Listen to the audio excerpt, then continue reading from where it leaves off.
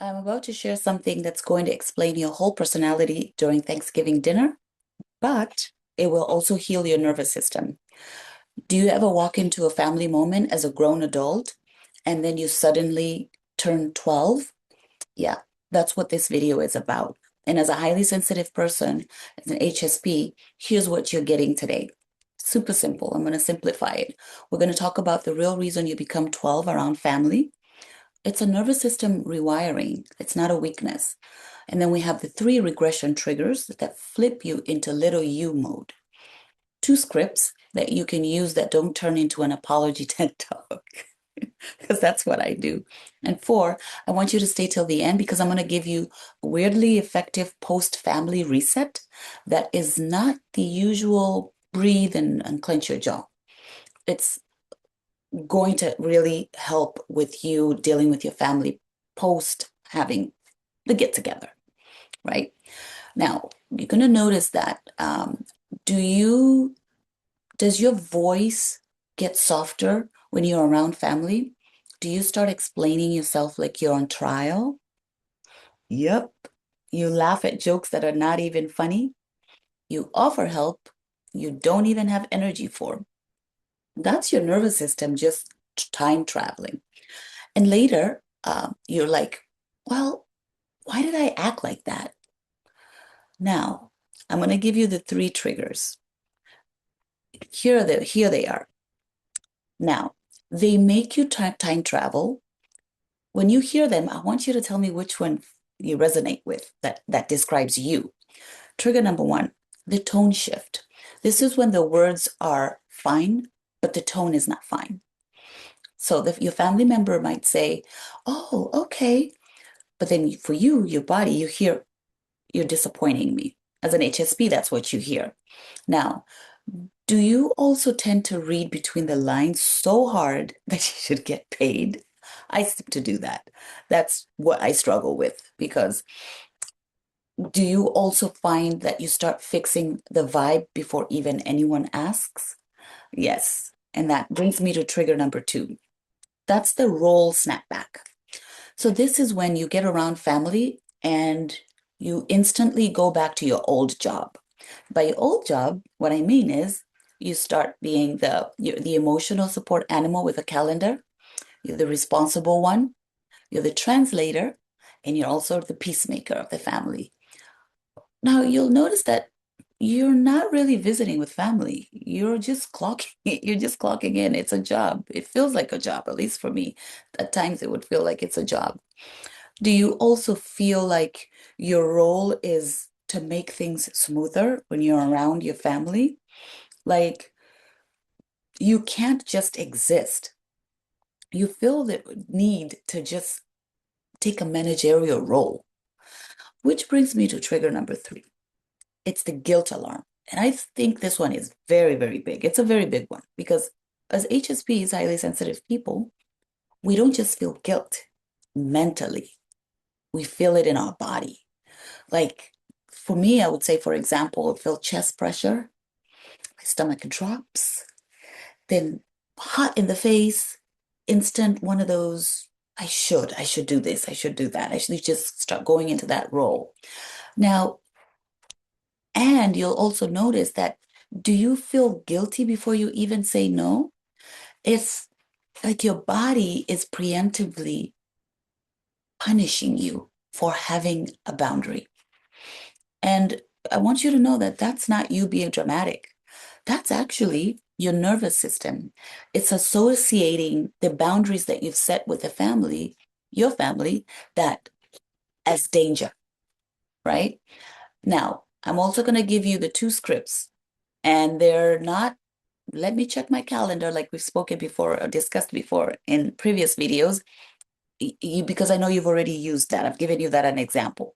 We're evolving here as HSPs. And script number one, I call it the soft wall. You're going to say, I'm not available for that. And you stop. Do not add a paragraph. But if you need a little warmth to that script, you can also say, I'm not available for that, but I hope it goes well, right? Now, I'm going to ask you this. Do you notice how your body wants to go further and explain some more?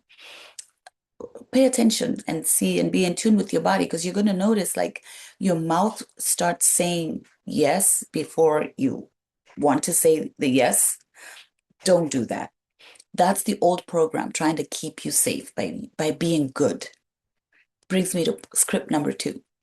It's the boundary with options. And it's for people you want to keep around. So you want to have a boundary with options, right? So this is what you say to them. I can do X, but I can't do Y. I'll give you an example. This is an example that I use. I can chat with you for 10 minutes, but I can't process heavy stuff tonight. Or I can come over, but I'm going to leave early, right? So you'll start to notice that you're having to take your boundaries and make sure that you're practicing them. And this script is going to teach your nervous system we can do contact with limits. And I'm going to put on my RN hat just for a little bit here, just to tell you the why the nervous system is doing why it's doing what it's doing.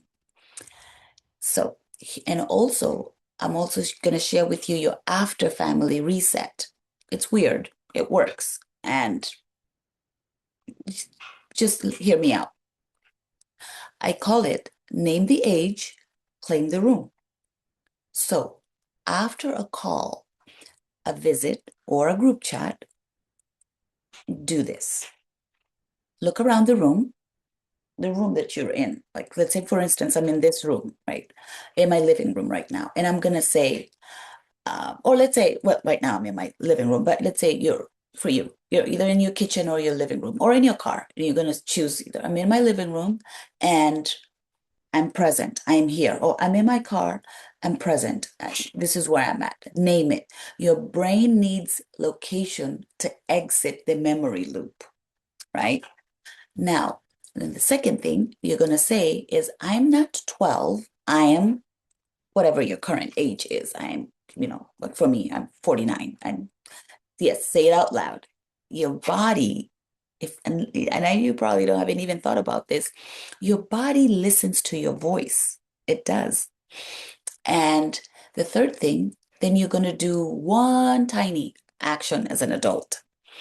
You're going to either go do the dishes, drink water, you're going to lock your door and put lotion on. Something that says, I'm in charge. The adult me is in charge, and it's not 12-year-old me, right? This is the nervous system science, but it's also spiritual, honestly. For me, that's how I like to look at it, because what you're telling your body is, we're not trapped as the 12-year-old anymore. We're not there anymore. We're here, we're present. That's why you have to be present in your space and choose one thing to bring you and ground you and center you. And so you can continue to stay regulated. And also, I want to ask you another question. Do you replay family conversations like a courtroom drama afterwards? This breaks that loop very fast, doing those 3 things that I've mentioned. And then the nurse version, and I'm going to keep it very human and very simple. Your nervous system has one job, and its job is to keep you safe. And family, especially complicated family dynamics, they get stored in our nervous system as high data. The tone, the history, power dynamics, especially from you being the child, and then with your parents, then you start to notice, and your nervous system keeps track of who gets mad, who withdraws, who guilt trips you. Your body learned all of that before you even had language from a very young age. So when you come around your family, your nervous system doesn't go, oh, yay, family time. Yes, I'm with family. Nope. It goes, where's the threat? Where's the mood? What role do I need to play to stay safe right now? And for us HSPs, we pick up more input like the subtle shifts, the micro expressions with the family members, the energy shifts, the energy changes in the room. And as I've mentioned in the past, Dr. Elaine Aron talks about this sensitivity trait, sensory processing trait. It's not a flaw, it's wiring. So at that moment when you become 12, it's not your personality being weak. It's actually your body going, hmm, we've been here before. Do the old survival program. But no, that's not, we don't want to do that. And do you feel older in your real life, but smaller around family? Like, for instance, like you're a business owner, you handle life, you make moves, you're a nurse like me, you are like you have a you have your career going. But one cousin, one auntie, one parent, and boom, little you just shows up. That happens to me. Little Sly will show up sometimes around family. And as we talk, I want you to be honest with yourself. Do you feel guilty even hearing this? Like, because you start thinking to yourself, am I being ungrateful for my family? If if it's yes, that's your conditioning tapping you on your shoulder. Like, that's just your conditioning. It's not the truth, right?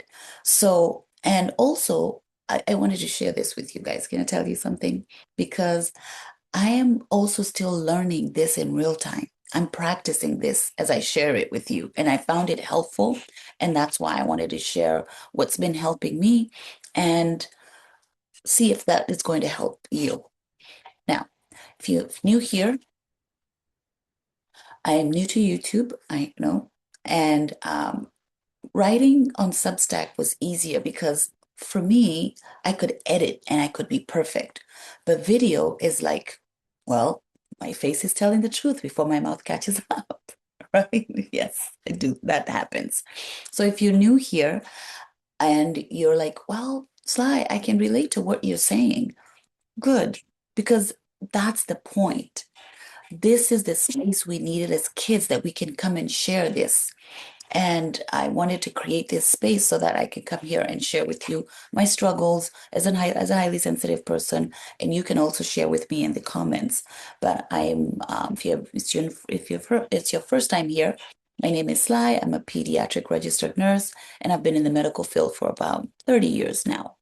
And I want you to sit back and ask yourself, when you're around family, what age do you truly become?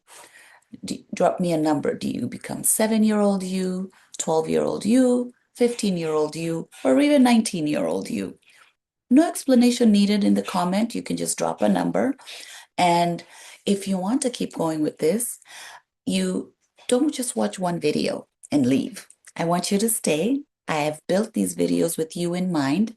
They build on each other. And you're going to see yourself in every video that I've shared with you.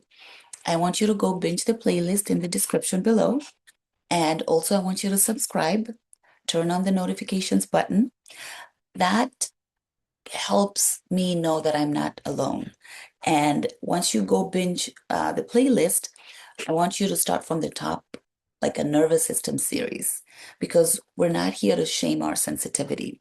We're here to destigmatize it and live like it's normal, because it is.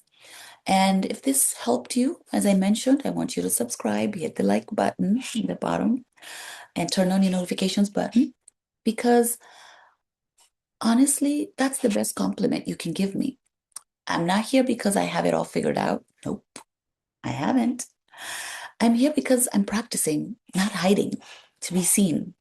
Um, Thinking through my struggles, my and sharing with you the things that are helping me. And I forget my words sometimes. I stumble upon my words, but I'm just practicing. Just being comfortable, being seen publicly, and sharing my story publicly. And I know you have a story to share as well.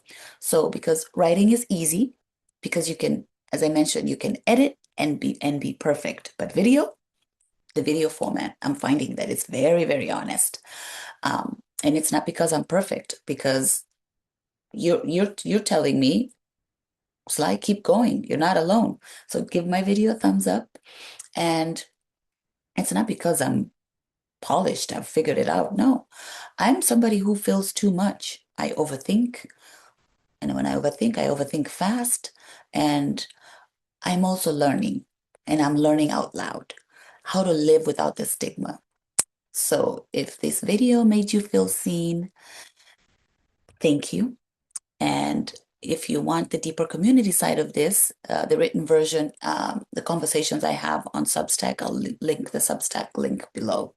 And I want you to know that you're doing better than you think. Thank you for letting me share my story.